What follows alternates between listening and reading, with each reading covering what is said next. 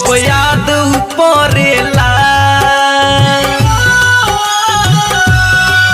दिल दर्द करेला। जब याद पड़ेला दिल दर्द करेला।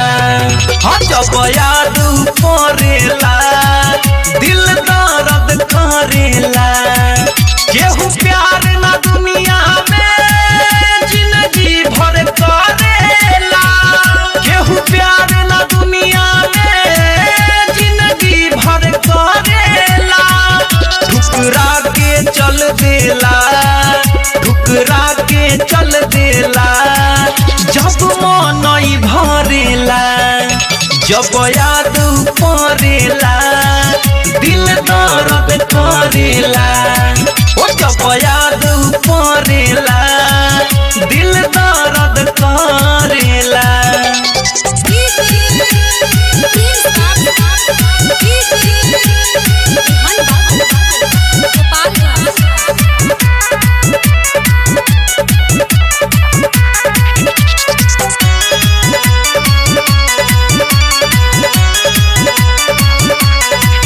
उनकर चाहत अपना सर पर हम ढोइले।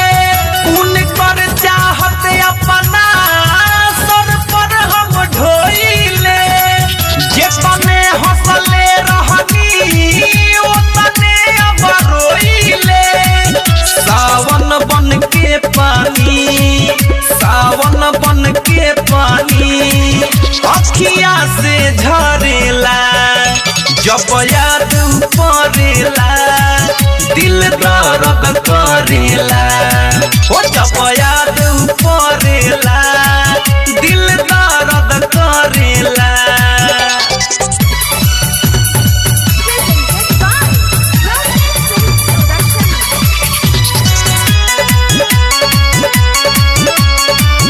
म्यूजिक बाय गौरव रोशन।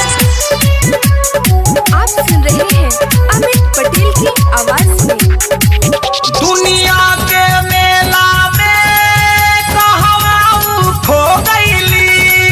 दुनिया के मेला में कहवा खो गईली। ऊ छोड़ मुकेश के हो केहू और के हो गईली। हे अमित दीवा करके हे अमित दीवा करके पल पल दिल झरेला। जब याद पड़ेला दिल दर्द करेला। केहू प्यार ना दुनिया में जिंदगी भर करेला। केहू प्यार ना दुनिया में जिंदगी भर करेला। ठुकरा के चल देला ठुकरा के चल देला। जब मन भरेला जब याद पड़ेला दिल दर्द करेला। ओ जब याद पड़ेला दिल दर्द करेला।